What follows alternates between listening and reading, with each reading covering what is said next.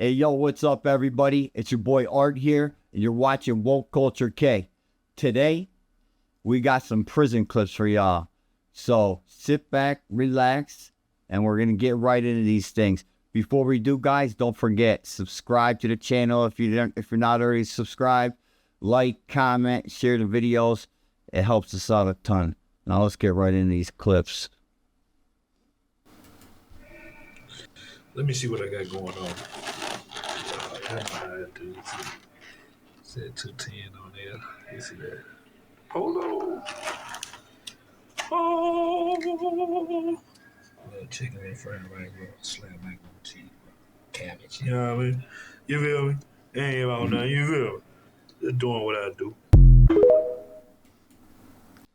Yo, that didn't even look all that bad, right? Shit, I would eat it. It looks a lot better than the food we got in Pennsylvania.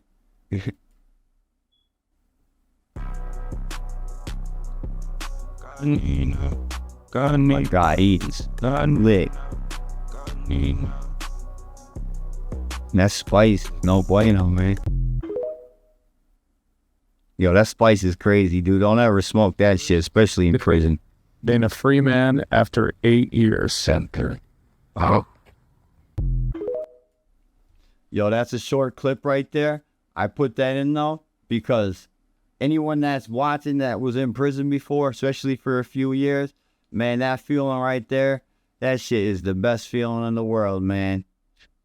I never will forget that feeling. I'll never forget doing that either. Okay. That's what every prison looks like if you're going to chow or yard out or whatever.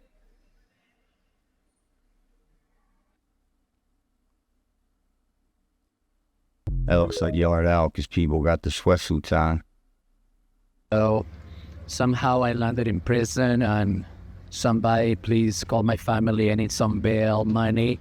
I don't know, man. 50,000. Yo, he said somehow I wound up in prison. You think your face is covered in tattoos, bro. Gang tats. You got your hat pulled down like a cholo.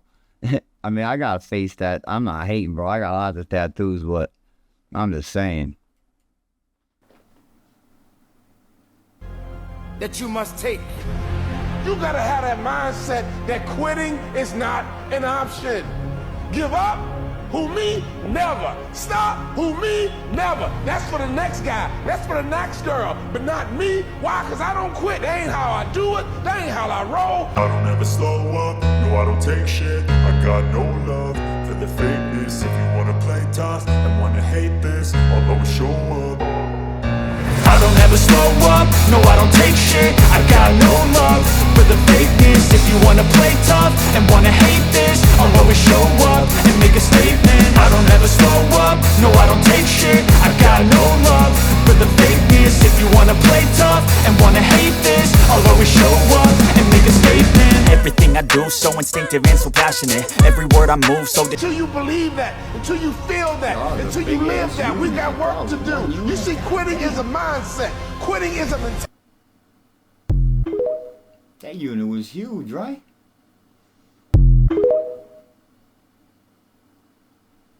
So one of the first people I end up meeting, sitting down waiting to get processed in, is Ross Albright, the Dread Pirate. He ended up getting life in prison. He was the creator of Silk Road.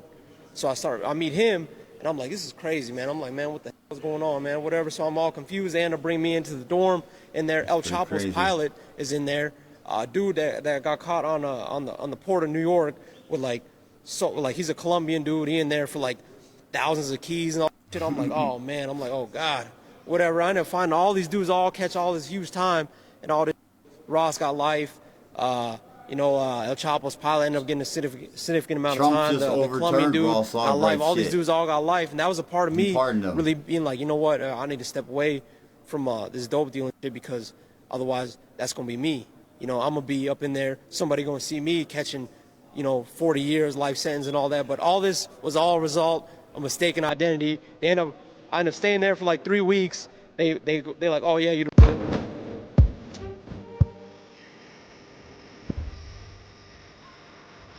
I was locked up when this song came out.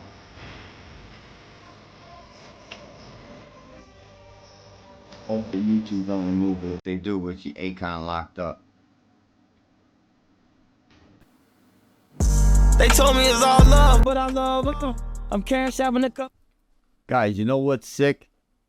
He's probably been waiting for that for years. Like, you know, as scared as he is, like, he's probably happy too that shit's over with, because that's gotta be torture, bro. Like, the longest I ever did in the hole was like 120 some or 130 some days straight, and that shit sucked. I can't imagine doing fucking 20, 30 years waiting to be put to death. Fuck that. Oh. Canadian prison don't look bad, right? It's twice. Spence be making hits. My whole lifetime never moved so slowly. Can't sleep at night, shit make me feel so lonely. Never in a million years to snake my brody. They say blood thicker than tears, I'ma take my homies. Niggas snake me when I hit the county and didn't waste no time. I've had many water banks just like that in the county. Might look like a field now, Once but I got stop upstate, trying. we had like weight Can't machines be on and a dope stuff. grind and you can't shine. That fake love on the gram, A shit lot of don't move exercise me. programs, which I Ain't came fake, I home really from am upstate lit, life a hip hop movie. days. This shit real, not an act. Get This that ain't money, 2D. bro. Get money, bro. Electric, it makes Okay, you paper. okay. This shit loosely. Okay, get that Dropping money, them bro. on whip and had to cut some niggas off. I'm unaffected. Get that money. Catch that wreck, bro.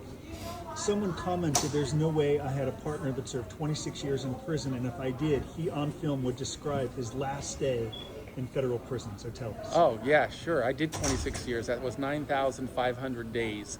But it was actually Oh my God, 9,135 days in prison. I did the last year and a halfway out. So we're going to talk about the last day when I got out of prison. I woke up at 4 in the morning. I still remember. Got down, had a cup of coffee. It's very quiet because we're living in like a dormitory room at the federal prison camp in Atwater, California. And I'm realizing this is it. This is the day I'm going to go home. I want to have to go and make things happen. Because for years I've been Nice talking watch about how I'm you going got to on come there. home and become Anybody know successful. what kind of And watch now there was that no more is? talk. Drop I had it to in go the do comments if you And I know. started to just gotta be kind of go something through my mind. expensive. What am I going to have to do? I'm Well, dying the for first a thing yellow I had to do is gold watch. Learn how to use one of those little tools that you're using on iPhone because I didn't know how to use it. And I went to my wife picked me up that morning about 4 hours later. I remember I went and ran 12 miles. I did like 1,000 push-ups, like 300 dips. It was my last full prison workout. I went to wait to get out. I went to the chapel. I did a little prayer.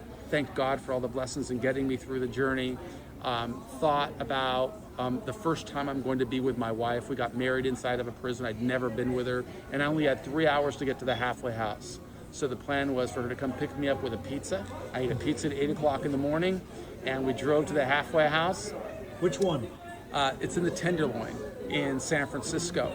Oh my She God. dropped me off. Talk about set here's you the up for funny failure, part. bro. I had an iPhone. I didn't know how to use an iPhone. I didn't know what it was. And I remember sitting in this halfway house and I'm waiting for them to call me, and I'm listening to this thing called an iPod. I think that's what it was called. It was like music. And in prison, of course, I didn't have that kind of stuff. I know people have them now, but they didn't have them when I was in prison. And so I'm listening to this iPod for like an hour, waiting for staff, as you're always doing. And about an hour later, I said, wait a minute. I have a phone. And I had to figure out how to use the phone so I could talk on the phone. And then I finally called my wife and said, hey, why didn't you tell me how to use the phone?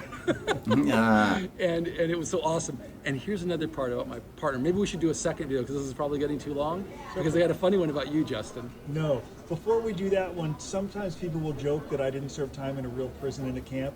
You were in the penitentiary for 8 years. I will agree with him. You didn't do time in a real prison. Not Like you're cool. listening. That is not cool. I was standing for count. I was there. You missed your family missed you. Yeah. And I'm not going to take that away from anybody that's Can you going just tell them what penitentiary you were in and what years? I was in the United States Penitentiary in Atlanta. I was in Oh the my United States God, Penitentiary bro. in Lewisburg. I was Wow. in the Federal Correctional Institution in McKean, which is a medium. 8 years in the USP penitentiaries, Wow. about 2 years in medians, about 8 years in camps, and then the majority of the last decade, 8 years in a low and the last decade in camps. And that's where you camps. met yours truly That's in the where I camp. met JP, and we started our business and have lifetime friendship together. All right, thank you. Yo, USP Atlanta and Lewisburg back then, especially in like the 90s or whatever, when he had been there. They're serious prisons, bro. That guy did he did something serious to wind up.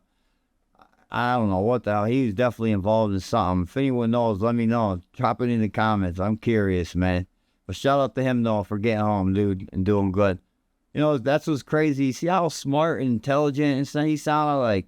Super friendly. Guy did 20-some years. Like, that's crazy, bro.